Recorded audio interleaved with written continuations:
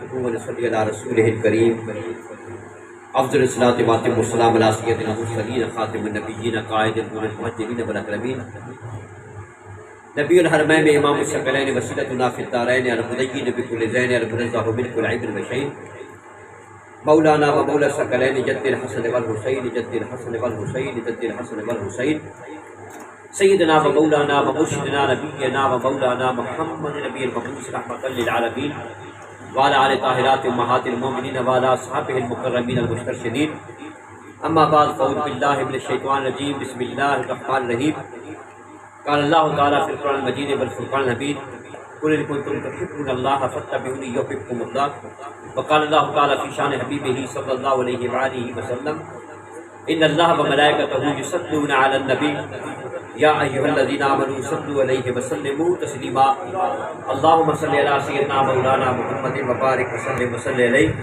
جوش محبت کے ساتھ پڑھیں الصلاۃ والسلام علیک یا سیدی یا رسول اللہ وعلی آلک و اصحابک یا سیدی یا حبیب اللہ.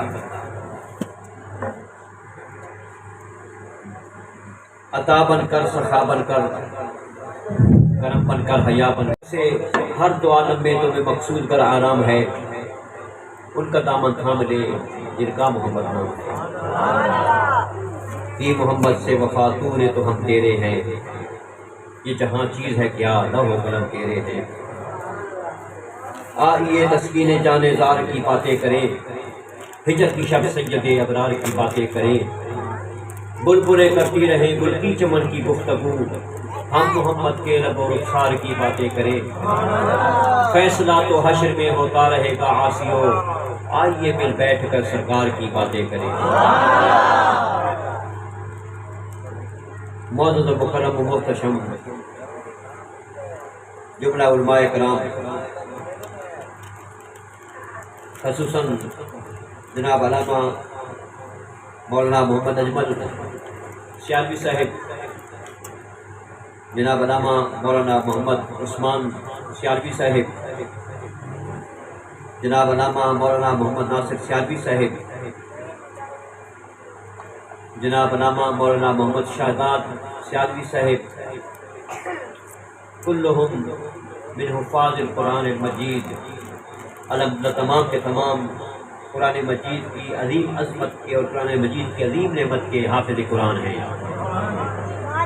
جامعۃ القمر کراچی سے فارغ و تحصیل ہیں الحمدللہ عالم دین ہیں حافظ قرآن ہیں اللہ کے معبود کے غلام ہیں اللہ کے معبود کے دین کے خادم ہیں. اللہ تبارک تعالیٰ ان کی خدمتیں محبتیں اپنی بارگاہ میں قبول و منظور فرمائے. میزبان محفل جناب محمد اشرف صاحب محمد اصغر صاحب اور ان کے جملہ برادران اور ان کے جو ہے باقی احباب محمد افضل صاحب اور باقی جملہ احباب جنہوں نے عظیم و شان محفل کا محبت بری محفل کو پیش کیا اور اپنے والد گرامی دادا صاحب اور اپنے والد گرامی جناب حاجی محمد نیاز صاحب مرحوم و مغفور کے سال ثواب کے لیے عظیم و شان محفل کو منعقد کیا اور اللہ کے محبوب کے ذکر و فکر اللہ تبارک تعالیٰ کی محبت کی باتیں اس کے محبوب کی محبت کی باتیں پیش کرنے کا مجھے موقع دیا. اللہ تبارک تعالیٰ اس محفل کو قبول و منظور فرمائے. آیت کریمہ قل ان کنتم تحبون اللہ فاتبعونی یحببکم اللہ تشریح آپ نے سنی ہوگی. مختصر میں یہ عرض کروں گا کہ جو اللہ تعالیٰ سے محبت کرنا چاہتا ہے فرمایا پھر میرا کوئی دروازہ سامنے تو نہیں ہے میں تو پاک ہوں دروازوں سے چہرے سے پاک ہوں آنکھوں سے پاک ہوں کانوں سے پاک ہوں. یہ تو مخلوقات کے خاصے ہیں نا مخلوقات کی آنکھیں بھی ہوتی ہیں چہرہ بھی ہوتا ہے ناک بھی ہوتی ہے کان بھی ہوتے ہیں اس کا کوئی دروازہ بھی ہوتا ہے اس کا کوئی گھر بھی ہوتا ہے لیکن میں تو ساری چیزوں سے پاک ہوں. اب اگر مجھے تم نے دیکھنا ہے تو پھر کسی اور دروازے کے اوپر نہ جا فقط یا پھر میرے محبوب کے دروازے کے اوپر آ. تو نے میرے محبوب کو دیکھ لیا تو نے میرے محبوب کی باتوں کو سن لیا تو نے میرے محبوب کے جلووں کو دیکھ لیا سن لیا تو پھر وہ میرے جلوے ہیں. فاتبعونی یحببکم اللہ. پھر بات الٹ ہو جائے گی. پہلے تو محبت کرتا تھا تو محب تھا میں محبوب تھا، پھر میں محب بن جاؤں گا تو محبوب بن جائے گا۔ اور مزے کی بات یہ ہے کہ بندہ جو ہے وہ محبوب ہو، اللہ تعالیٰ اس کا محب بن جائے، اور جس وقت بندہ جو ہے وہ محبوب ہو جاتا ہے اور اللہ تعالیٰ محب بن جاتا ہے تو یہی مقام ایمان کامل کا مقام ہے، یہی مقام ایمان اکمل کا مقام ہے، اور یہی مقام جو ہے اللہ کے ولی ہونے کا مقام ہے۔ اللہ تعالیٰ بندے کو ولی بنا دیتا ہے جس وقت اللہ تعالیٰ محب بن جاتا ہے، بندہ محبوب بن جاتا ہے۔ آپ دیکھیں اللہ کے محبوب کی جس نے بھی محبت پیش کی، اگر وہ عام بندہ نہیں نبی تھا تو اللہ تعالیٰ نے اس نبی کو بھی بڑا مقام عطا فرمایا۔ حضرت موسیٰ علیہ السلام اپنی کتاب تورات مقدس کو کھول رہے تھے، تورات مقدس کو موسیٰ علیہ السلام نے جب کھولا نا تو آپ نے اس میں دیکھا کہ ایک مقام ہے جہاں پر یہ لکھا ہوا ہے کہ ایسی عظیم امت ہوگی جس کو اللہ تعالیٰ یہ مقام عطا فرمائے گا کہ جس وقت وہ دعا کرے گی، دعا کے لیے ہاتھوں کو بلند کرے گی، اللہ تبارک تعالیٰ کرم فرمائے گا، ان کی دعاؤں کو قبول و منظور فرما لے گا۔ اب موسیٰ علیہ السلام بڑے حیران ہوئے، یہ تو بڑی عظیم امت ہے کہ جو ہاتھ بلند کرے گی دعا کے لیے اللہ تعالیٰ دعا قبول فرمائے گا فوراً۔ اب آگے جب موسیٰ علیہ السلام نے کھولا تو وہاں پر لکھا ہوا کہ ایک ایسی عظیم امت ہوگی جس وقت وہ نیکی کا ارادہ کرے گی تو اللہ تبارک تعالیٰ ایک نیکی کا اس کو جو ہے ثواب عطا فرمائے گا، لیکن جب نیکی کر لے گی تو اللہ تبارک تعالیٰ 10 نیکیوں کا ثواب عطا فرمائے گا۔ اب موسیٰ علیہ السلام اور زیادہ حیران ہوئے، آگے چلے تو وہاں پر لکھا ہوا تھا کہ ایسی عظیم امت ہوگی جس امت کو اللہ تبارک تعالیٰ علم الاولین بھی عطا فرمائے گا، علم الآخرین بھی عطا فرمائے گا۔ موسیٰ علیہ السلام بہت زیادہ حیران ہو گئے۔ اب موسیٰ علیہ السلام نے اللہ تعالیٰ کی بارگاہ میں آپ کی بائلہ وہ جو عظیم امت ہے جب دعا کے لیے ہاتھ بلند کرے گی دعا قبول فرمائے گا، وہ میری امت ہے نا؟ اللہ تعالیٰ نے فرمایا نہیں موسیٰ وہ تیری امت نہیں۔ عرض کی بائلہ وہ پھر کس کی امت ہے؟ فرمایا میرے محبوب محمد مصطفیٰ کی امت ہے۔ بائلہ تو خالق کائنات ہے، تو قادر ہے، مطلق ہے، کرم فرما دو مجھے عطا فرما دے، اپنے محبوب کو اور امت عطا فرما دینا، تیرے پاس کوئی کمی تو نہیں ہے۔ فرمایا نہیں موسیٰ جو کچھ اپنے محبوب کے ساتھ منسوخ کر لیا ہے نا، جو محبوب کو دے چکا ہوں پھر میں محبوب کے علاوہ کسی اور کو نہیں دینا چاہتا۔ موسیٰ علیہ السلام آگے چلے، آج کی بائلہ وہ جو عظیم امت ہے جب نیکی کا ارادہ کرے گی تو نیکی ثواب عطا فرما دے گا، لیکن جب نیکی کر لے گی 10 نیکیوں کا ثواب عطا فرمائے گا، وہ میری امت ہے۔ فرمایا موسیٰ تیری امت نہیں، بائلہ کس کی امت ہے؟ میرے محبوب محمد مصطفیٰ کی امت ہے، بائلہ مجھے عطا فرما دے۔ فرمایا نہیں موسیٰ جو کچھ محبوب کے ساتھ منسوخ کر دیا ہے وہ محبوب کو عطا فرماؤں گا۔ اب تیسری بات جب علم الاولین والآخرین والی کہ وہ امت جس کے پاس علم الاولین بھی ہوگا علم الاخرین بھی ہوگا، بائلہ مجھے عطا فرما دے۔ فرمایا نہیں اپنے محبوب محمد مصطفیٰ کی امت ہے، میں ان کو عطا فرماؤں گا۔ اب موسیٰ علیہ السلام نے یہاں پر جس بات ہے نا، یہاں جس نقطے پر جس پر میں آپ کو پہنچانا چاہتا تھا وہ یہ بات تھی کہ موسیٰ علیہ السلام نے آپ کو کوئی نخرے والی بات نہیں فرمائی، کوئی تکبر والی بات نہیں فرمائی، بلکہ فوراً موسیٰ علیہ السلام عاجزی کی طرف آ جاتے ہیں۔ اب موسیٰ علیہ السلام کیا کرتے بائلہ کرم نوازی عطا فرما دے، پہلی والی امت نہیں دینا چاہتا نہ دے، دوسری والی امت نہیں دینا چاہتا نہ دے، تیسری قسم والی امت نہیں دینا چاہتا نہ دے، لیکن ایک بات ہے کہ اپنے محبوب محمد مصطفیٰ تیرے محبوب محمد مصطفیٰ کی شان کو دیکھ کر مجھے معلوم ہوا کہ تیرے محبوب محمد مصطفیٰ کی بڑی عظمت اور شان ہے، کرم نوازی عطا فرما مجھے اپنے محبوب محمد مصطفیٰ کا امتی بنا دے۔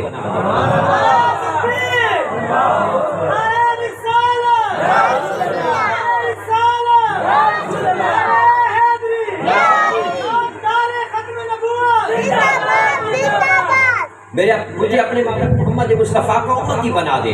جب رب تعالیٰ کی بارگاہ میں یہ عرض کی نا، پھر رب تعالیٰ نے فرمایا موسیٰ تو نے کمال کر کے رکھ دی ہے، تو نے میرے محبوب کی محبت اپنے دل میں رکھی ہے، تو نے میرے محبوب کریم سے عقیدت پیش کی ہے۔ اے موسیٰ یاد رکھ میں نے تمہیں نبی بنا کر بھیجا ہے، تو کسی جلوے کے ساتھ بات کروں گا، کسی خلوت میں بات کروں گا، کسی رابطے کے ساتھ بات کروں گا، کسی طریقے سلیقے کے ساتھ بات کروں گا، کسی نسبت کے ساتھ بات کروں گا، کسی حجاب کے ساتھ بات کروں گا، لیکن موسیٰ جب تیرا مقام آئے گا تو میں جو ہے زمانے میں کریم اللہ کا مقام عطا فرماتا ہوں، جو بھی میرے محبوب کے ساتھ محبت کرتا ہے اس کو میں مقام مرتبہ عطا فرماتا ہوں، جا میں نے تم کو جو ہے کریم اللہ کا مقام عطا فرمایا۔ نتیجہ کیا نکلا؟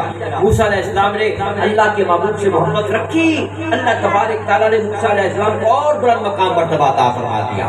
اب کلیم اللہ کا مقام ہونا کوئی عام بات نہیں ہے، نبی کا مقام ہونا اپنی جگہ اس کا بھی بڑا مقام مرتبہ ہے، رسول ہونا یہ بھی بڑا مقام مرتبہ ہے، پیغمبر ہونا یہ بھی بڑا مقام مرتبہ ہے، لیکن پھر کلیم اللہ کا مقام مل جائے جس بندے کو جو ڈائریکٹ چینل میں رب تعالیٰ کے ساتھ باتیں کرے، یہ کوئی عام بات ہوا کرتی ہے، جو ڈائریکٹ چینل میں رب تعالیٰ کے ساتھ باتیں کرے، رب تعالیٰ کے ساتھ کلام کرے، کلام الہی کے ساتھ جو ہے اس کی جو ہے بات چیت ہو اللہ تبارک تعالیٰ کی بارگاہ کے اندر میں، تو موسیٰ کلیم اللہ کا نام مقام مرتبہ ہوا کرتا ہے۔ عطا بن کر، سخا بن کر، کرم بن کر، حیا بن کر، خدا کا نور اتر آیا محمد مصطفیٰ بن کر۔ حضرت عیسیٰ علیہ السلام جب اپنے جو ہے امتیوں میں بیٹھے ہوئے نا تشریف فرما کے، تو حضرت عیسیٰ علیہ السلام آپ چمک رہے تھے، حسن جمال آپ کا چمک رہا تھا۔ اب زمانے کا جو نبی ہوتا ہے نا، امام کشترانی رحمۃ اللہ علیہ فرماتے ہیں کہ جو زمانے کا نبی اور پیغمبر ہوتا ہے نا، وہ اس زمانے میں اتنا سونا بندہ نہیں ہوتا اس زمانے کے اندر میں۔ جو نبی کا مقام ہوتا ہے، جو سونا ہوتا ہے نبی، زمانے کا جو بھی نبی ہوتا ہے، جس زمانے میں جو نبی آیا، اپنے زمانے میں سب سے سونا اور خوبصورت وہ بندہ ہوتا ہے جو زمانے کا نبی ہوتا ہے، حسن جمال اس کو ناز کرتا ہے جو زمانے کا نبی ہوتا ہے۔ عیسیٰ علیہ السلام اپنے محفل میں بیٹھے ہوئے تھے، آپ کی امت کے سامنے بیٹھے ہوئے تھے، آپ چاند ستاروں کی طرح جگمگ جگمگ کر رہے تھے، حسن جمال انتہا کے اوپر تھا عیسیٰ علیہ السلام کا۔ اب آپ کی امت کھڑے ہو گیا کہ حضور آپ جیسا پہلے سونا دیکھا ہے نہ کبھی سونا دیکھیں گے، آپ کو اللہ تعالیٰ نے بڑا حسن جمال عطا فرمایا ہے، آپ کو اللہ تعالیٰ نے بڑی جو ہے رعنائی عطا فرمائی ہے، آپ کو اللہ تعالیٰ نے بڑے جلوے عطا فرمائے ہیں، آپ کو اللہ تعالیٰ نے بڑا سونا بنایا ہے۔ اب عیسیٰ علیہ السلام نے اب یہ نہیں کہا کہ ہاں مجھے اللہ تعالیٰ نے بڑا سونا بنایا ہے، مجھے بڑے جلوے عطا فرمائے ہیں۔ آپ نے فرمایا مبشرا برسول یاتی من بعدہ اسمہ احمد، ہاں مجھے بھی اللہ تعالیٰ نے جلوے عطا فرمائے، سونا عطا فرمایا، لیکن میں تمہیں اس کی خبر دیتا ہوں جو ساری کائنات کا ہوگا، جو نبیوں کا بھی دولہا ہوگا، وہ محمد مصطفیٰ کی ذات پاک ہے، میں تمہیں اس کی خوشخبری عطا فرماتا ہوں۔ نتیجہ کیا نکلا کہ جس نبی نے بھی اللہ کے محبوب کریم صلی اللہ علیہ وسلم سے محبت کی، رب تعالیٰ نے اس کو بھی بڑا مقام مرتبہ عطا فرما دیا۔ اور پھر جس بندے نے بھی اللہ کے محبوب سے محبت کی، اگر وہ ذرہ تھا تو آفتاب بن گیا، قطرہ تھا تو رب تعالیٰ نے سمندر بنا دیا، بے در تھا تو ابوذر بنا دیا، اگر جو ہے کالے حبشی غلام آتا ہے بلال تو اللہ تعالیٰ جو ہے اس کو اپنے حبیب کے صدقے سیدنا بلال بنا دیتے ہیں۔ سیدنا فاروق اعظم بھی فرماتے ہیں بلال سیدنا، بلال ہمارے سردار ہیں، ہمارے آقا ہیں، ہمارے جو حکم دینے والے ہیں بلال رضی اللہ تعالیٰ عنہ، تو یہ مقام اللہ تعالیٰ کا فرما دیتا ہے۔ اور پھر جس نے بھی اللہ کے محبوب کی بارگاہ میں اپنی محبت پیش کی، اپنی جان پیش کر دی، اپنے آپ کو وقف کر دیا، پھر رب تعالیٰ نے اس کو بڑا مقام عطا فرما دیا۔ حضرت غازی المدین شہید رحمۃ اللہ علیہ، لاہور کے درخانوں کے بیٹا، درخانوں کا پتر، اور جس وقت جو ہے اس نے راج پتال کو قتل کیا نا، جس نے اللہ کے محبوب کی بارگاہ میں گستاخی کی تھی، کتاب لکھی تھی، نعوذ باللہ من ذالک، کتاب کا نام رکھا تھا رنگیلا رسول، نعوذ باللہ من ذالک، صرف سمجھانے کے لیے یہ بیان کر رہا ہوں۔ اور جس وقت وہ اس کو اوپر چڑھ دوڑا نا خنجر لے کر، خنجر کے وار کر کے اللہ تعالیٰ کی بارگاہ کے اندر میں وہ مقام مرتبہ حاصل کر دیا غازی المدین شہید رحمۃ اللہ علیہ نے، کہ جہاں پر بھی آپ کو لے جاتے نا، انگریز کا زمانہ تھا، علامہ اقبال اور قائد اعظم آپ کے پاس تشریف لے گئے جب آپ جیل کے اندر میں تھے، انہوں نے کہا غازی المدین ایک بات ہے، ایک دفعہ صرف تم کہہ دے کہ میں نے یہ کام نہیں کیا، ایک دفعہ صرف آپ کو، پھر آپ معاملے کو سنبھال لیں گے۔ اس وقت قائد اعظم بیرون ملک تھے، قائد اعظم کو باقاعدہ بلایا گیا کہ آپ وکالت سنبھالیں، آپ وکیل بنیں گے غازی المدین کے۔ جب انہوں نے یہ کہا تو حضرت غازی المدین شہید رحمۃ، آپ نے فرمایا کہ اچھا کیا بات ہے، میں اپنی عبادت سے مکر جاؤں، میں تو اپنی عبادت سے مکروں، میں تو کہوں گا کہ میں نے کیا ہے، یہ میں نے تو عبادت کی ہے، بندہ کوئی عبادت سے بھی مکرتا ہے۔ جب انہوں نے یہ سنا کہ انہوں نے سمجھ آ گئی، علامہ اقبال کو قائد اعظم کو، یہ عام بندہ نہیں ہے، یہ اللہ کے محبوب کی بارگاہ سے اس کے جو سین ہو چکے ہیں، بہت لگ چکی ہے اس کے اوپر۔ اور پھر جس وقت میاں والی جیل میں لے کر آئے نا غازی المدین شہید رحمۃ اللہ علیہ کو، اس وقت حضور شیخ الاسلام خواجہ قمر الدین شاذلی رحمۃ اللہ علیہ، آپ اپنے دو بھائیوں کے ساتھ، خواجہ بدر الدین کے ساتھ اور خواجہ غلام فخر الدین صاحب کے ساتھ میاں والی جیل میں آپ تشریف لے گئے، اور وہاں پر جو ہے بڑا سا اشتہار لگا ہوا تھا کہ غازی المدین شہید کے بھائیوں کے علاوہ، آپ کے چچا ماموں کے علاوہ، والدین کے علاوہ کوئی بندہ بھی ملاقات نہیں کر سکتا۔ حکومت نے بین لگا دیا ہے۔ اب آپ جب پہنچے پیر شاہ غریب نواز، تو آپ نے فرمایا کہ یہ میرا نام محمد قمر الدین ہے اور یہ میرے بھائی کا نام محمد بدر الدین ہے، ان کا نام غلام فخر الدین ہے۔ جب انہوں نے سنا کہ ایک نام کا لائقہ ایک آ رہا ہے، انہوں نے کہا اچھا اچھا آپ ان کے بھائی ہیں؟ آپ نے فرمایا ہم ان کے بھائی ہیں۔ جس وقت موقع مل گیا آپ جیل میں سامنے کھڑے ہو گئے۔ غازی المدین شہید سلاخوں کے پیچھے تھے، آپ سلاخوں کے سامنے تھے، آپ ان کا ہاتھ کھینچتے تھے، وہ آپ کا ہاتھ کھینچتے تھے چومنے کے لیے۔ آپ نے فرمایا غازی صاحب مجھے یہ بتاؤ، پہلے بھی آپ نے دنیا میں ٹائم گزارا، 20 سال 21 سال آپ کی عمر ہے، ہاں جی وہ ٹائم بھی گزارا، یہ ٹائم بھی آپ کے اوپر ہے، ذرا یہ بتاؤ کوئی فرق ہے؟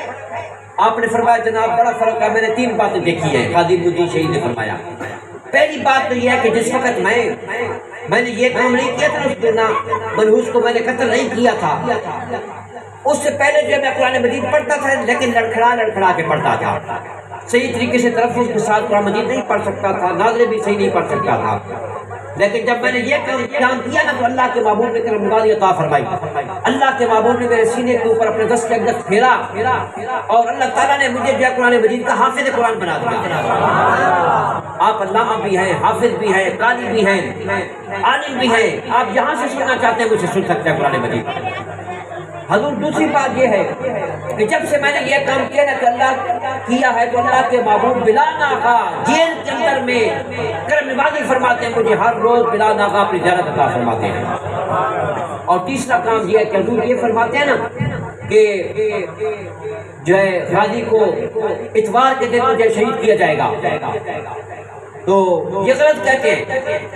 اللہ کے محبوب نے مجھے فرمایا کہ اے غازی المدین جمعرات کی رات کو ہم تیرا استقبال کریں گے، اور پھر جمعرات کی رات آئی تو پھر جو ہے آپ کی شہادت واقع ہوئی۔ تو اللہ کے محبوب کی بارگاہ کے اندر میں جو بھی محبت کرتا ہے، میں نے نبیوں کی مثالیں پیش کی، نبیوں نے محبت کی تو رب تعالیٰ نے ان کو مقام عطا فرمایا۔ اگر جو ہے وہ عام بندہ جب محبت کرتا ہے تو رب تعالیٰ اس کو عروج عطا فرما دیتا ہے، عظمت نصیب فرما دیتا ہے، شہادت کا اعلیٰ مقام عطا فرما دیتا ہے، اور اپنے محبوب کے اوپر قربان ہونے کے صدقے جو اس کو زندہ فرما دیتا ہے۔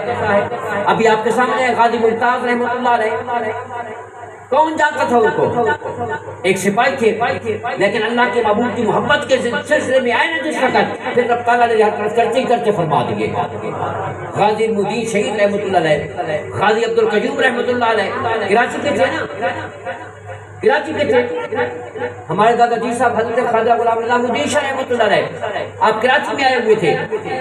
آپ کو پتہ چلا کس طریقے سے آج علماء کرام کی بہت بڑی میٹنگ ہو رہی ہے عدالت کے اندر میں، تو وہاں پر جو ہے ایک بندے نے سرکار کی گستاخی کی تھی، تو وہ جو ہے علماء کرام کے سامنے آج پیش ہوگا۔ ہمارے دادا جی صاحب فرماتے ہیں کہ میں ایسے کرسی کے اوپر بیٹھا ہوا تھا، میرے ساتھ جو بندہ بیٹھا ہوا تھا تو وہ ایسے جھک کر دیکھتا تھا، اور مجھ سے اس نے کہا کہ وہ جس بندے نے سرکار کی گستاخی کی ہے وہ کون سا ہے؟ تو میں نے اس سے کہا کہ وہ جو سامنے بیٹھا ہوا ہے بندہ وہ والا بندہ ہے۔ پھر میں اس کے ساتھ بیٹھا ہوا تھا، مجھے معلوم نہیں تھا کہ یہ کس قسم کا بندہ ہے، یہ وہ غازی عبد القیوم رحمۃ اللہ علیہ یہ بیٹھے ہوئے تھے یہاں پر۔ وہ پھر ہمارے دادا جی صاحب دوبارہ نے پوچھا کہ جناب آپ کو پتہ ہے نا وہی بندہ، آپ کو پتہ ہے صحیح پتہ ہے آپ کو؟ ہمارے دادا جی صاحب نے اپنے ساتھ بیٹھنے والے عالم دین سے پوچھا کہ جناب وہ حرامزادہ کہاں پہ ہے جس نے اللہ کے محبوب کی بارگاہ میں جو گستاخی کی؟ انہوں نے بتایا کہ وہ والا بندہ ہے جو آپ نے نشاندہی کی تھی نا، تصدیق کر دی کہ وہ والا بندہ ہے۔ اچھا اب تھوڑی دیر ہوئی آپ فرماتے ہیں کہ اچانک جو ہے وہ ہماری کرسی سے اٹھا جناب، ایک دم جو بجلی کی طرح اس کے اوپر جان پڑا جو ہے، اور جو خنجر دیا ہوا تھا اس کے سینے کے اندر اتار جو اس کو قتل کر کے رکھ دیا جائے۔ یہ ہمارے ہمارے بزرگوں کی اپنے جو ہے آنکھوں میں ایک ہی بات ہے۔ غازی عبد القیوم رحمۃ اللہ علیہ اللہ کی محبوب کے ساتھ جو بھی محبت کرتا ہے اللہ تعالیٰ اس کو بڑے مقام عطا فرماتا ہے۔ صحابہ اکرام جب محبت کرتے اور پھر کیوں محبت نہ کرے؟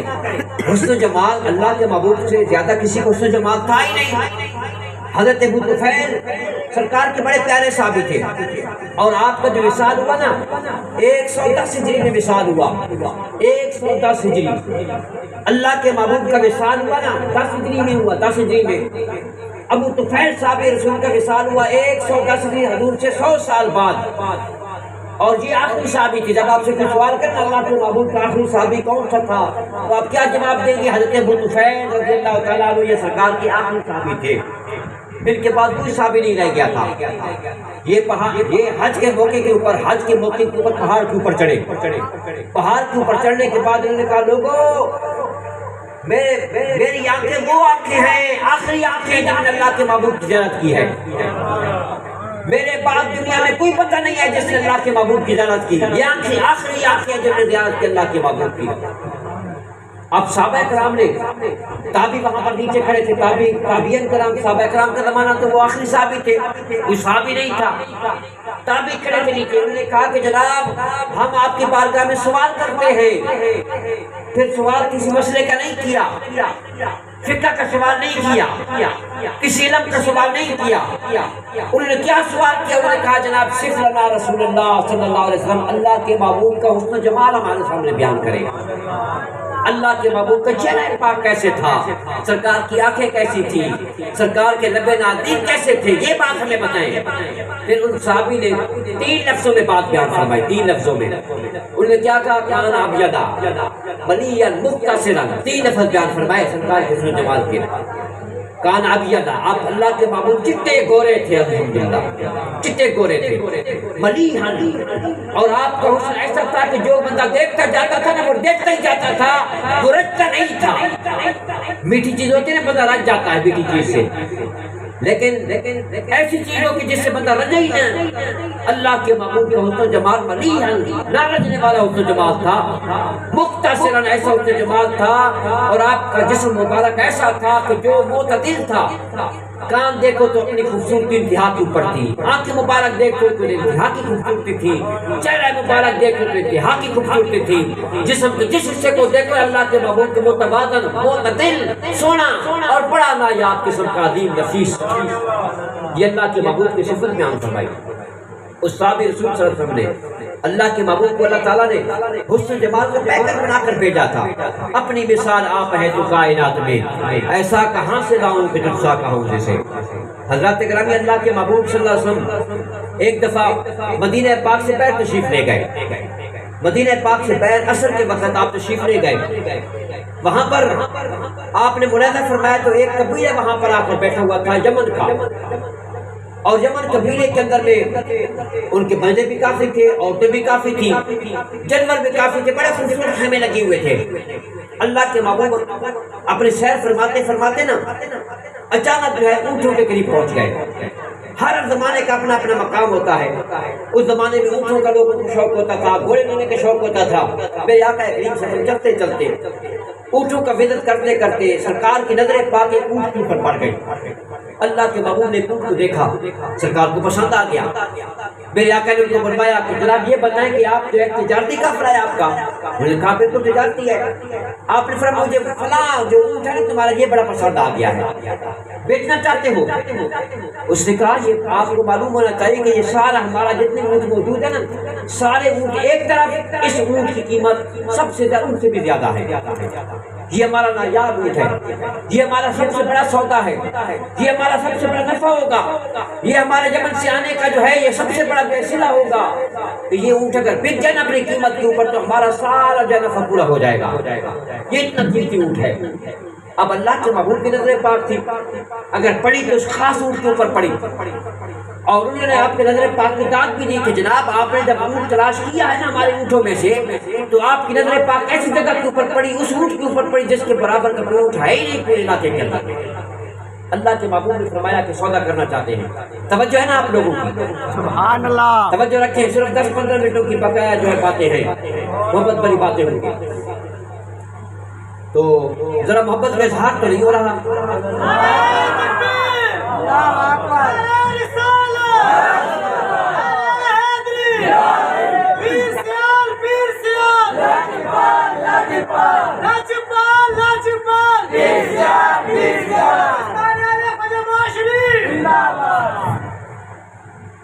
اللہ کے محبوب نے فرمایا پھر سودے کی بات چیت کرتے ہیں. سودے کی بات چیت چل رہی. جب آپس میں سودا ہو گیا تو اللہ کے محبوب نے فرمایا کہ بات یہ ہے کہ میں تو سیر سپاٹے کے لیے نکلا تھا, کوئی دولت یا کوئی اشرف یا دینار وغیرہ لے کر میں نہیں نکلا تھا. ایسا کریں مجھے دے دیں, میں اپنے گھر میں جا کر کاشانہ اقدس میں جا کر آپ کی طرف جو کچھ آپ کے ساتھ مجھے طے ہوا ہے وہ بھیج دیتا ہوں. آپ کے اوپر اعتماد کر لیا. اللہ کے محبوب لے کر سرکار تشریف لے گئے اپنے صحابہ کے ساتھ. اب جب آپ چلے گئے نا وہاں سے, درمیان میں کافی وقفہ ہو گیا. اب بڑا سردار اپنے خیمے سے نکلا. اس قبیلے کے 7 سردار تھے, مختلف قبیلے جمع تھے, یمن کے تجارتی قبیلے جمع تھے. ان سب کا جو بڑا سردار تھا وہ اپنے خیمے سے نکلا, اور خیمے سے نکل کر اس نے باقی سرداروں کو بلایا جو باقی 7 سردار تھے. یہ 8واں سردار تھا. اب اس نے بلا کر اس نے کہا کہ جناب جو آپ سے اپنے سے جو ہے کم درجے والا تھا, دوسرے درجے والا تھا, اس سے کہا کہ سودا آپ نے کیا ہے اس کا نا. اب ایسا ہے کہ مجھے یہ بتاؤ کہ جس شخصیت نے تمہارے ساتھ سودا کیا ہے اس کے گھر کا تمہیں علم ہے؟ اس نے کہا نہیں. بھائی نام پوچھا ہے؟ اس نے کہا نام تو نہیں پوچھا. اس نے کہا عجیب قسم کا بندہ ہے, نہ تو نے جو قبیلے کے متعلق معلوم کیا, نہ تو نے گھر کے متعلق معلوم کیا, نہ نام کے متعلق معلوم کیا, پھر اتنا قیمتی سودا تو نے دے دیا بغیر پوچھے. اس نے کہا میں اس وقت کسی اور معاملے میں تھا. بھائی تو کس کے معاملے میں کے اندر میں تھا؟ اس نے کہا جس وقت وہ باتیں فرما رہے تھے نا میں اس کے ہونٹوں کی طرف دیکھ رہا تھا,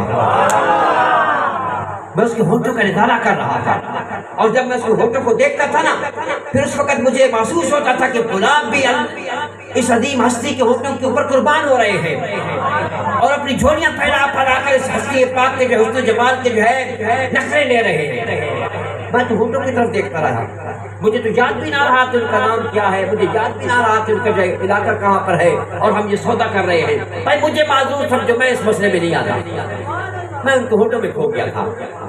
اب دوسرے سے پوچھا بھائی چلو یہ تو ہونٹوں میں کھو گیا, تو بتا تو کیوں جو ہے تو نے معلوم کیا تھا کہ ہم کے رہنے والے ہیں, کیا نام پاک ہے, کیا کام کرتے ہیں, کہاں سے تشریف لائے ہیں, کون سا قبیلہ ہے, کون سا خاندان ہے. بھائی اتنا بڑا سودا ہو رہا تھا, ہمارا سارا مال ایک طرف, وہ اونٹ ایک طرف, ہمارا نفع بھی گیا, شے بھی گئی, ہمارا رب المال بھی گیا. اب کیا کریں گے بتا, تو نے جو پوچھا تھا. اس نے کہا بھائی میں کیا کرتا. جب وہ باتیں فرما رہا ہے تو میں تو ان کی آنکھوں میں کھو گیا تھا, آنکھوں میں کھو گیا تھا.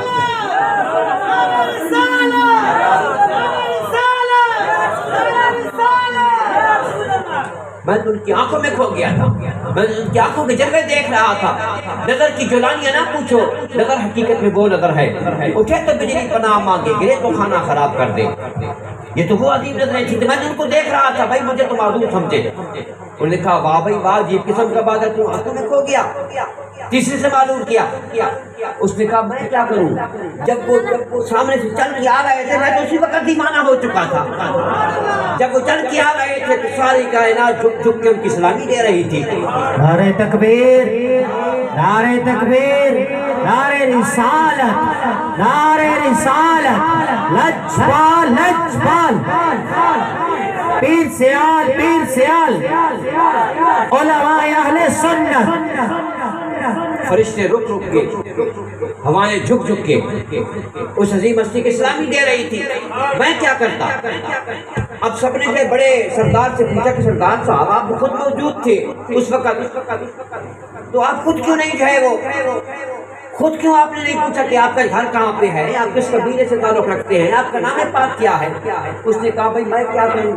جب اس کی زلفیں ہلتی تھی نا, جب اس کی زلفیں ہلتی تھی نا ساری کائنات زلفوں کے ساتھ جو ہے وہ جھوم رہی تھی. میں کیا کرتا, میں تو زلفوں کے نظارے دیکھ رہا تھا.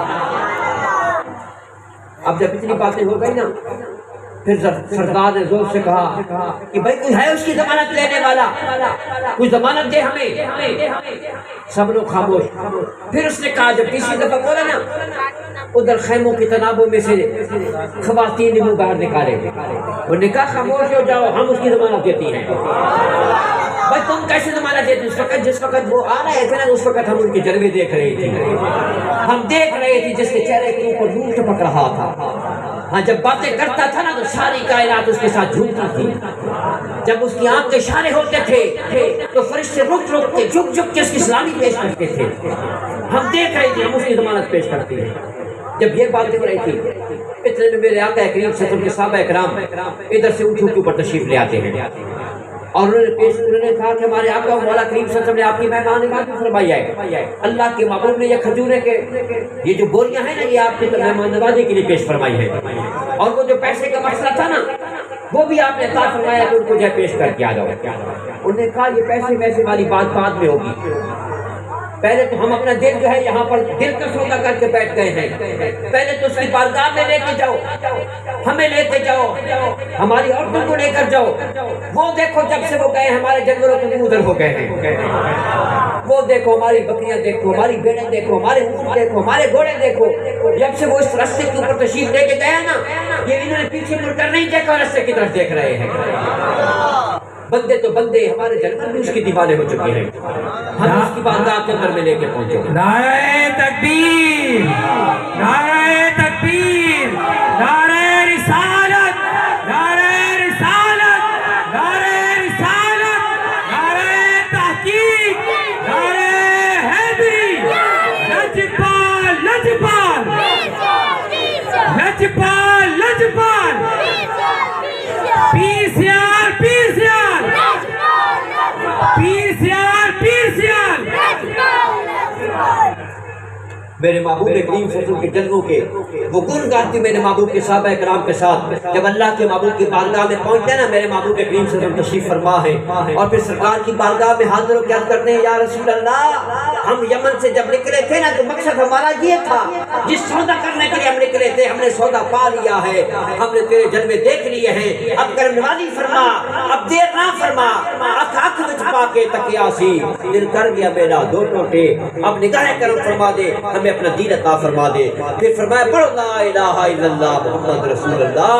اس عظیم قبیلے کو اپنا جو غلام بنا کے رکھ دیا میرے آقا کریم صلی اللہ علیہ وسلم کے جذبوں نے، میرے محبوب کے حسن جمال نے. میرے محبوب کے حسن جمال میں جو بھی آتا ہے اللہ تعالیٰ اس کو جڑے مقام عطا فرماتا ہے، اس کو بڑی عظمت عطا فرماتا ہے اور اپنے محبوب کا قرب نصیب فرما دیتا ہے. حضور شیخ الاسلام والمسلمین خواجہ محمد قمر الدین شاعری رحمۃ اللہ علیہ جن کے آپ نعرے لگا رہے ہیں نا، لجپال لجپال. ہاں جی، جو عاشق مصطفیٰ کریم صلی اللہ علیہ وسلم تھے الحمدللہ. آپ فرماتے ہیں کہ جو بندہ اپنے دل کے اندر میں آپ کے ملفوظات میں ہے، آپ فرماتے ہیں جو بندہ اپنے دل کے اندر میں اللہ کے محبوب کی محبت رکھے تو وہ 1% محبت رکھے گا، اللہ کے محبوب 100% اس کے ساتھ محبت عطا فرمائیں گے. اس کو اس کے دل میں 1% محبت اگر ہوگی نا، 1% اللہ کے محبوب کریم صلی اللہ علیہ وسلم کی بارگاہ اقدس سے اس کے اوپر جو قرب نصیب ہوگا، کرم نوازی ہوگی، وہ 100% نصیب ہو جائے گی. اور حضور شیخ الاسلام والمسلمین پیر سیال غریب نواز کے الحمدللہ اپنے آپ کے پورے خاندان اقدس نے دین کی بڑی خدمت کی ہر موقع کے اوپر. انگریز کے زمانے کے اندر میں بھی، اس سے پہلے زمانے کے اندر میں بھی، کافر کے زمانے کے اندر میں بھی، انگریز کا زمانہ ہے اس زمانے کے اندر میں بھی انگریز کے ساتھ مقابلہ کیا. اور پھر جب بھی جس وقت بھی موقع ہے، ختم نبوت میں موقع ہے، اس وقت بھی پیر سیال غریب نواز کی جو ہے خدمات جو ہے نمایاں ہیں الحمدللہ. اور ایک وہ وقت بھی آیا کہ ایک مسٹر براؤن نامی بندہ جو ہے یہ برطانیہ سے آیا. برطانیہ والے نے اس کو تیار کیا، اس کو عالم دین بھی بنایا، اس کو جو ہے مختلف قسم کی زبانیں بھی سکھائیں اور پورے طریقے سے اس کو بھرپور کر کے نا پاکستان کی سرزمین کی طرف بھیجا کہ جاؤ عیسائیت کا مذہب پھیلاؤ وہاں پر اور مسلمانوں کے دلوں میں شکوک و شبہات پیدا کرو.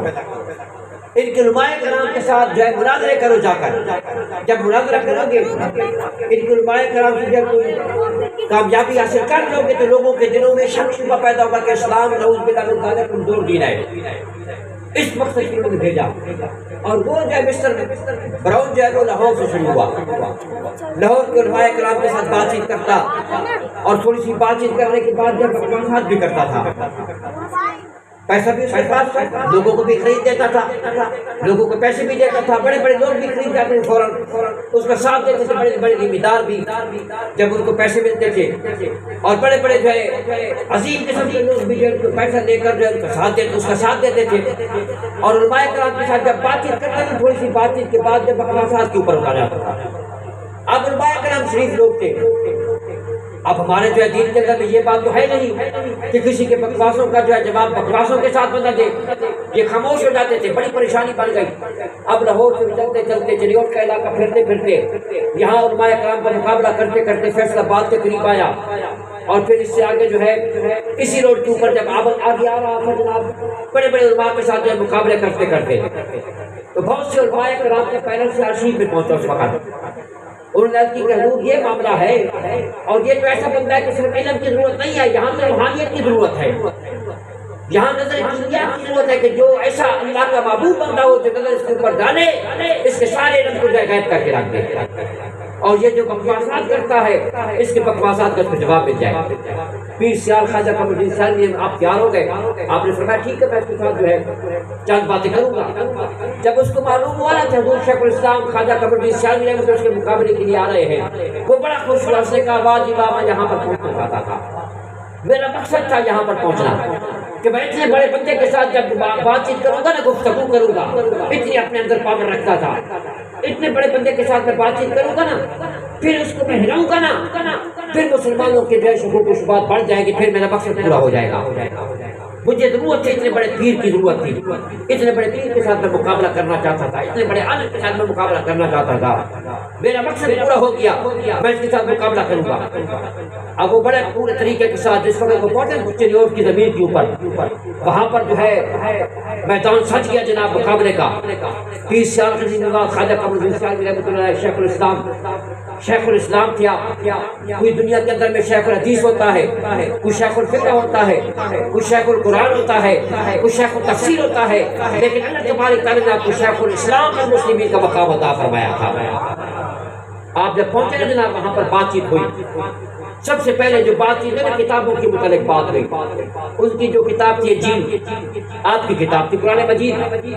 اب آپ نے اس کی کتاب میں سے عبارت پڑھی پیر سیال نے, ایک عبارت تھی, ایک کتاب میں مختلف تھی, دوسرے میں مختلف, تیسرے میں مختلف, چوتھی میں مختلف. ہمارا قرآن مجید ہوتا ہے نا, ایک آیت ہے اگر لاکھ قرآن مجید میں دیکھ لو تو وہی کی ہوئی ہوگی, کروڑ قرآن مجید کے اندر میں دیکھ لو ایک آیت کریمہ جو ہے اس میں کوئی رد بدل, کوئی لفظ کی فرق نہیں ہوگا, زیر زبر کا فرق نہیں ہوگا, ہوگا کہیں پر. ہاں جی, اب ان کی 4 کتابیں نکلی, چاروں کتابوں میں وہ بات مختلف تھی. اب جب آپ نے یہ بات فرمائی نا, اس نے پینترا بدلا, اس نے کہا جناب ایسا کرتے ہیں, ادھر بڑی بڑی آگ جلاتے ہیں, آپ کی کتاب بھی اس میں رکھتے ہیں, آپ کے اندر میں آپ کے قرآن مجید کو بھی رکھتے ہیں, اور ہماری کتاب کو بھی اس میں رکھتے ہیں, عیسائیت والی کتاب بھی رکھتے ہیں. جو کتاب بچ جائے گی نا وہ حق والا ہوگا. وہ کیا ہوگا؟ حق والا. سمجھ آ رہی ہے نا حد تک؟ چلو ساتھ تو دیتے رہے نا, پتہ چلے کہ آپ بھی موجود ہیں. ویسے تو حافظ صاحب نے آپ کو بڑا تھکا دیا ہے, وہ کب کہ آپ لوگ بیٹھے ہوئے ہیں, میں انتظار کر کر کے تھک گیا تھا, تو آپ لوگ یہاں پر بیٹھے ہوئے تو تھک تو گئے ہوں گے, لیکن یہ بات بڑی لذیذ ہے, آپ لوگوں کے ایمان مطالعہ کر دے گی. اس نے کہا جناب آپ کی کتاب بھی یاد میں رکھیں گے, ہماری کتاب بھی یاد میں رکھیں گے. جو کتاب بچ جائے گی وہ حق والا ہوگا, جس کی کتاب جل جائے گی وہ باطل والا ہوگا. آپ نے فرمایا ایسا نہیں ہو سکتا بھائی, میں تمہاری بات نہیں مانتا. پیر شاہ نے کیا فرمایا, تمہاری بات یہ میں نہیں مانتا. ہم لوگ کتابیں کیوں رکھیں دانت کے اندر میں, ایسا کرتے ہیں تم اپنی کتاب اپنے سینے کے ساتھ لگاؤ, میں اپنی کتاب اپنے سینے, اپنا قرآن مجید اپنے سینے کے ساتھ لگاؤں گا. پھر بڑی بڑی آگ جلاتے ہیں, تم بھی چھلانگ لگاؤ, میں بھی چھلانگ لگاؤں گا. ہاں جی ایسا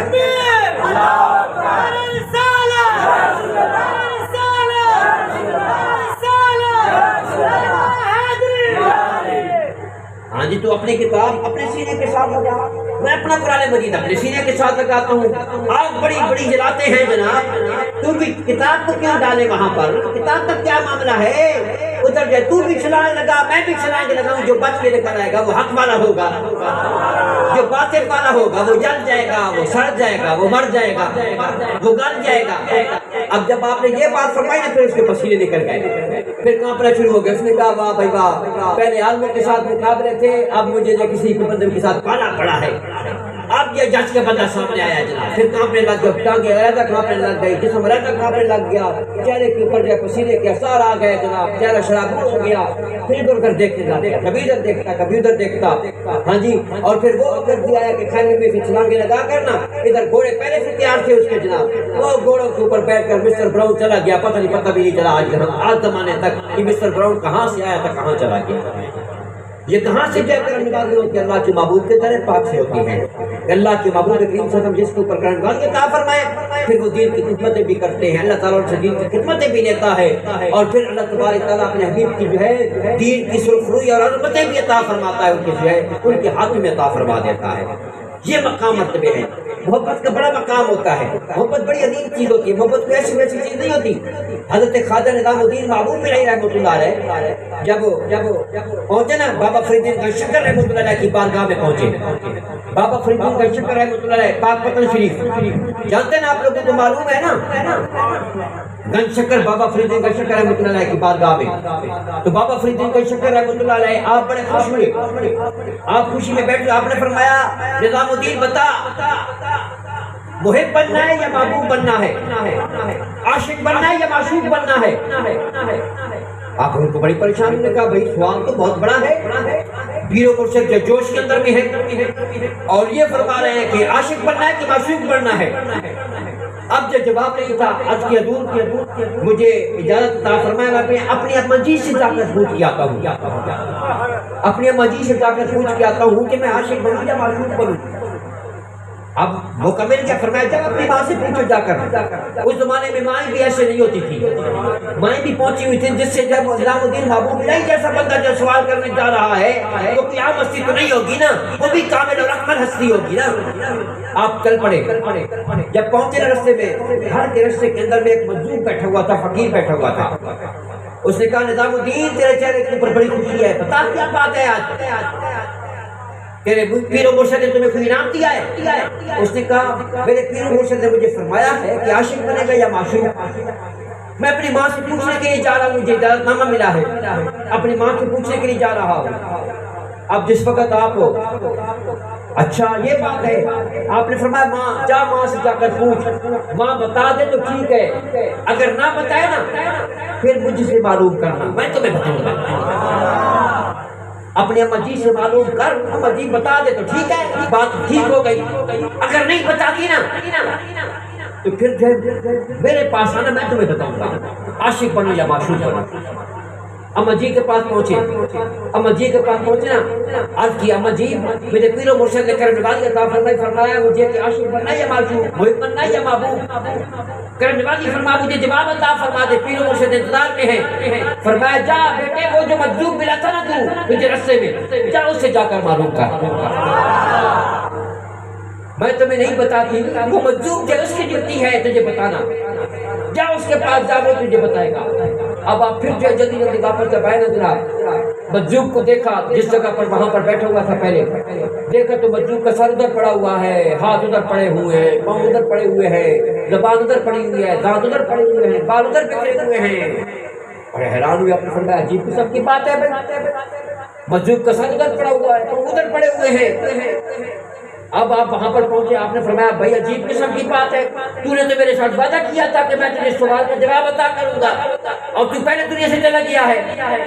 جب آپ نے یہ فرمایا نا تو اس کی لاش سے، اس کے جسم سے بھی آواز آنے لگی کہ ہم وعدے کو وفا کرنے والے ہیں، جسم بننا شروع ہو جاتا ہے، پورا جو ہے مجذوب بن جاتا ہے، بندہ بن جاتا ہے۔ بندہ بننے کے بعد اس نے فرمایا کہ تجھے جواب دینے کے لیے سارا کچھ میں نے کیا تھا، اگر جو ہے عاشق بننا ہے تو پھر تمہاری یہ حالت ہوگی جیسے میری حالت ہو رہی تھی، عاشق اس جگہ سے جا کر گزرتا ہے، عاشق کے اوپر یہ امتحان آتے ہیں، اگر معشوق بنو گے تو پھر دنیا میں بھی کرتے چلے جاؤ گے، آخرت میں بھی کرتے چلے جاؤ گے۔ معشوق محبوب اس وجہ سے لوگ جو ہے نا خواجہ نظام الدین محبوب الہی کو فرماتے ہیں، خواجہ نظام الدین محبوب الہی کیوں کہتے ہیں؟ اس وجہ سے کہ آپ کے پیر و مرشد نے فرمایا تھا محب بنو گے کہ محبوب بنو گے، آپ نے کیا حضور محب بننے والے امتحان میں مجھے نہ ڈالو، مجھے اپنا محبوب بنا دو۔ پھر اللہ تعالیٰ نے اس کو محبوب بنا دیا، خواجہ نظام الدین محبوب الہی رحمۃ اللہ علیہ کو۔ یہ مقام مرتبے ہے۔ اللہ تبارک تعالیٰ اپنے حبیب کی محبت ہمیں نصیب فرمائے۔ اپنے اللہ تعالیٰ نے یہاں پر یہی فرمایا نا، تحبون اللہ فاتبعونی یحببکم اللہ، اللہ تعالیٰ تمہیں اپنا محبوب بنا دے گا۔ جب میرے محبوب کے ساتھ محبت کرو گے نا، پھر اللہ تبارک تعالیٰ تمہیں اپنا محبوب بنا دے گا۔ اللہ تعالیٰ کے محبوب بن جاؤ نا اس کی محبت کر کے۔ مولانا روح رحمۃ اللہ علیہ کی بات کو یاد رکھنا۔ مولانا روح رحمۃ اللہ علیہ آپ فرماتے ہیں کہ ایک کبھار ہوتے ہیں نا جو مٹی سے چیزیں بناتے ہیں، مٹی سے چیزیں بناتے ہیں نا کبھار لوگ، پتہ ہے نا آپ لوگوں کو، توجہ ہے نا آپ لوگوں کی؟ بس آخری باتیں کوئی لنگر شگر تمام ہے نا؟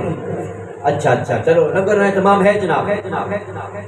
اچھا جناب، کمبھار جناب ایک حقے کی ہوتی ہے، حقے کے نیچے جو بنی ہوتی ہے جو چیز، کیا کہتے ہیں مولانا صاحب اس کو؟ حقے کے نیچے والی جگہ جو ہوتی ہے وہ بنا رہا تھا۔ حقہ جانتے ہیں نا آپ لوگ، جس کے اندر میں پانی ڈال دیتے ہیں، پھر اس کے اندر نلی ہوتی ہے، پھر اس کے اوپر تمباکو رکھ کر جو ہے، آگ کا جنگارہ رکھ کر جو ہے اس کو لوگ جو ہے اس کی جو ہے وہ لیتے ہیں، اس کا دھواں لیتے ہیں، اس کو حقہ کہتے ہیں۔ مولانا روح رحمۃ اللہ علیہ فرماتے ہیں کہ کمبھار جو ہے وہ حقہ بنا رہا تھا، اب مٹی سے بنا رہا تھا۔ اس کی بیوی اس کے قریب آئی، بیٹھ کر دیکھنے لگ گئے۔ اس نے کمبھار سے پوچھا کہ ذرا یہ بتاؤ یہ کیا بنا رہے ہو؟ اس نے کہا کہ میں حقہ بنا رہا ہوں، یہ اس کی حقے کی جو ہے وہ بنا رہا ہوں یہ چیزیں۔ اچھا کیوں بنا رہے ہو؟ اس نے کہا کہ لوگ آج کل حقہ بڑا پیتے ہیں، تو جب وہ لیں گے تو مجھے نفع حاصل ہو جائے گا، مجھے پیسے مل جائیں گے، میرا گزارا چل جائے گا۔ اس کی بیوی نے کہا کہ ایسا کرو کہ تم جو ہے بٹلی بناؤ، بٹلی گلاس ہوتا ہے نا پانی والا گلاس مٹی کا، آپ یہ سمجھتے پانی کا گلاس بناؤ آپ، ہاں جی پانی کا گلاس بناؤ گے، اس میں پانی لوگ ڈالیں گے، ہاں جی لوگ پئیں گے پانی، وہ بھی آپ کا جو ہے بڑا فائدہ ہو جائے گا، بڑا فائدہ ہو جائے گا۔ اب کمبھار نے ذہنی طور پر سوچا، اس نے کہا یہ بات تو بڑی اچھی ہے۔ اب اس نے جو مٹی جو ہے وہ تبدیل کرنا شروع کر دی، پہلے اور چیز بنا رہا تھا، اس نے تبدیلی اس کا سانچہ تبدیل کرنا شروع کر دیا۔ جب وہ پانی کے کوزہ بنانے لگا نا، وہ کوزہ گلاس بنانے لگا، تو مٹی کو اللہ تعالیٰ نے جو ہے آواز عطا فرمائی، زبان عطا فرمائی۔ مٹی نے پوچھا کیا بنا رہے ہو؟ پہلے تم اور چیز بنا رہے تھے، اب کوئی اور چیز بنا رہے ہو، اب کیا بنا رہے ہو؟ اس نے کہا میں پہلے تمہیں جو ہے وہ حقہ بنا رہا تھا، اب تمہیں جو ہے میں کوزہ بنا رہا ہوں، پانی والا کوزہ بنا رہا ہوں تمہیں۔ مٹی بڑی خوش ہو گئی، مٹی بڑی خوش ہوئی۔ اس نے کہا اچھا یہ بات ہے۔ تو اس کمبھار نے پوچھا کہ تو خوش کیوں ہو رہی ہے؟ اس نے کہا اس وجہ سے خوش ہو رہی ہوں، پہلے جو چیز تو بنا رہا تھا نا اس سے جو ہے یہ چیز ثابت تھی کہ میں خود بھی جلوں گی، کیونکہ حقے میں جو ہے آگ ہوتی ہے، میں خود بھی جلتی لوگوں کو بھی جلاتی، لیکن اب جو چیز بنائی جا رہی ہے نا اس سے جو ہے میں خود بھی ٹھنڈی ہو جاؤں گی، لوگوں کو بھی ٹھنڈا کروں گی۔ بندے کو ایسی سوچ رکھنی چاہیے، بندہ ایسا کام کرے خود بھی ٹھنڈا ہو، دوسروں کو بھی ٹھنڈا کرے، خود بھی خوش ہو دوسروں کو بھی خوش کرے۔ بندہ ایسا کام کرے خود بھی پریشان ہو دوسروں کو بھی پریشان کرے۔ یہ کوئی زندگی نہیں ہے۔ ہمیشہ تفکیر رکھیں، ہمیشہ دل کے اندر سوچ رکھیں، جو کام بھی کرنا ذہن میں سوچ رکھیں کہ لوگوں کو کیا فائدہ ہوگا، کیا دنیا خوش ہوگی اس سے، کیا پریشان ہوگی اس سے۔ جب پریشانی والی بات ہو آپ اس کو تبدیل کریں اپنی سوچ کو۔ مولانا روح نے جو ہمیں جو مثال دیا نا، اپنی سوچ کو تبدیل کریں، سوچ ایسی لے کے آئے تاکہ لوگوں کو فائدہ حاصل ہو جائے، بھائیوں براموں کو فائدہ حاصل ہو جائے، دوستوں کو فائدہ حاصل ہو جائے، دوستوں شناموں کو فائدہ حاصل ہو جائے۔ ایسی جو ہے ذہن میں رکھیں گے تو اللہ تعالیٰ اور برکت عطا فرمائے گا، آپ کا وہ کام بھی حاصل ہو جائے گا، آپ خود بھی ٹھنڈے ہو جائیں گے، خود بھی خوش ہو جائیں گے، خود بھی خدا کے محبوب بن جائیں گے، اور جو بندہ جو ہے وہ کام کرے گا اللہ تعالیٰ اس کو بھی ٹھنڈک عطا فرما دے گا، اس کو بھی محبوبیت عطا فرما دے گا، اس کا بھی مقصد حاصل ہو جائے گا۔ آخری بات، امام جعفر صادق رضی اللہ تعالیٰ عنہ۔ امام جعفر صادق عام بندے نہیں ہیں، امام جعفر صادق رضی اللہ تعالیٰ ائمہ اہل بیت کے عظیم امام ہیں۔ امام جعفر صادق ہمارے امام صاحب امام ابو حنیفہ کے جو استاد ہیں نا، وہ امام جعفر صادق رضی اللہ تعالیٰ عنہ ہیں۔ اس ہستی علم کے پیکر ہیں، عظمت کے پیکر ہیں، اللہ کے محبوب کریم صلی اللہ علیہ وسلم کے نواس ہیں، پاک ہیں۔ اللہ کے محبوب کے جو آنے پاک میں تو بڑا مقام مرتبہ ہے. صحابہ کو بھی اللہ تعالیٰ نے بڑا مقام عطا فرمایا جو اللہ کے محبوب کے قدموں میں بیٹھتے ہیں. صحابہ کا اپنا مقام مرتبہ عظیم مقام مرتبہ، اہل بیت کرام کا اپنا عظیم مقام مرتبہ. آپ تشریف فرما تھے نا، آپ کی بارگاہ میں ایک بندہ حاضر خدمت ہوا. یہ پوری تقریر کا سبق میں آپ کو پیش کر رہا ہوں. یہ سبق آپ خود بھی یاد کرنا، اپنے بچوں کو بھی گھر بھی لے کے جانا. سنگی دوست ساتھی ان کو بھی یہ سبق آپ بتائیں گے انشاءاللہ. جہاں جہاں پر بھی آپ بتائیں گے آپ کو تو فائدہ حاصل ہوگا. جہاں جہاں پر بھی آپ بتائیں گے اللہ تعالیٰ ان کے اوپر بھی کرم والی عطا فرمائے گا. الحمدللہ میں مرتے دم تک اس بات کا دیوار ہوں اور ضامن ہوں کہ جہاں سے یہ بات میں نے پڑھی ہے ان بزرگوں نے خدا تعالیٰ کی قسم اٹھائی ہے کہ جہاں پر بھی میں نے اس وظیفے کو پیش کیا اللہ تعالیٰ نے بڑی برکت عطا فرمائی ہے. اور میں بھی منبر رسول کے اوپر بیٹھ کر اس بات کی قسم اٹھاتا ہوں کہ جہاں پر بھی میں نے یہ وظیفہ دیا، جس نے بھی پڑھا ہے، جس کے معاملے رکھے ہوئے ہیں، پریشانیاں ہیں، مسئلوں میں مبتلا ہے، رزق حلال کی پریشانی ہے، اللہ تعالیٰ نے اس کے اوپر بڑی برکت عطا فرمائی، اس کے مسئلے حل ہو گئے ہیں. امام جعفر صادق آپ بیٹھے ہوئے تھے تشریف فرما تھے کیونکہ آپ اپنے زمانے کے بڑے عالم تھے. آپ کی بارگاہ میں ایک بندہ آپ کی بارگاہ میں بیٹھا ہوا تھا اور آپ کی بارگاہ کے اندر میں علماء کرام بیٹھے ہوتے تھے، محدثین کرام بیٹھے ہوئے ہوتے تھے، فقیہ ادیب بیٹھے ہوئے تھے. وہاں پر ایک بندہ کھڑا ہوا، ایک بہت بڑا عظیم فقیہ کھڑا ہوا. اس نے عرض کیا حضور میں آپ سے ایک سوال کرنا چاہتا ہوں. فرمایا کون سا سوال ہے؟ اس نے عرض کیا حضور سیدنا ابوبکر صدیق رضی اللہ تعالیٰ عنہ آپ کا جو عظیم وظیفہ تھا اور مشہور وظیفہ تھا اور جو آپ کا پسندیدہ وظیفہ تھا وہ کون سا تھا؟ ذرا یہ تو فرمائے. جس وقت اس نے یہ سوال کیا عالم دین نے، آپ نے یہ نہیں فرمایا کہ آپ کا فلاں وظیفہ تھا. آپ نے سب سے پہلے علت بیان کی. آپ نے فرمایا حضرت ابوبکر صدیق رضی اللہ تعالیٰ کا مقام بیان فرمایا. سب سے پہلے آپ نے فرمایا حضرت ابوبکر صدیق رضی اللہ تعالیٰ عنہ مشاہدہ حق کے اوپر تھے. آپ کا جو مقام تھا مشاہدہ حق کا مقام تھا، اللہ اور اس کے رسول کے مشاہدے میں ہوتے تھے. آپ کا جو وظیفہ تھا نا عظیم وظیفہ وہ تھا لا الہ الا اللہ، لا الہ الا اللہ، لا الہ الا اللہ. آپ کا یہ وظیفہ تھا. دوسرا بندہ کھڑا ہوا، دوسرا عالم دین کھڑا ہوا. حضور ذرا یہ فرمائے سیدنا عمر فاروق کا کون سا پسندیدہ وظیفہ تھا؟ آپ نے فرمایا حضرت عمر فاروق رضی اللہ تعالیٰ عنہ ساری کائنات کو اللہ اور اس کے رسول کی بارگاہ میں حقیر سمجھتے تھے، حقیر سمجھتے تھے. ان کا وظیفہ تھا اللہ اکبر، اللہ اکبر، اللہ اکبر. یہ وظیفہ. تیسرا عالم دین کھڑا ہوتا ہے حضور حضرت عثمان غنی کا کون سا عظیم وظیفہ تھا؟ پسندیدہ وظیفہ تھا، نایاب وظیفہ تھا، ہمیشہ کی پابندی والا وظیفہ تھا. آپ نے فرمایا ان کا وظیفہ تھا وہ تمام کائنات کو یہ سمجھتے تھے کہ اللہ تبارک تعالیٰ کی بارگاہ میں تمام کائنات اللہ تبارک تعالیٰ کی بارگاہ میں جو شکر ادا کر رہی ہے، اللہ تعالیٰ کی پاکیزگی بیان کر رہی ہے، اللہ تبارک تعالیٰ کا تقدس بیان کر رہی ہے. آپ کا وظیفہ تو سبحان اللہ، سبحان اللہ، سبحان اللہ، سبحان اللہ. اب چوتھے بندے نے عرض کی حضور مولا کائنات سیدنا علی کا کون سا عظیم وظیفہ تھا؟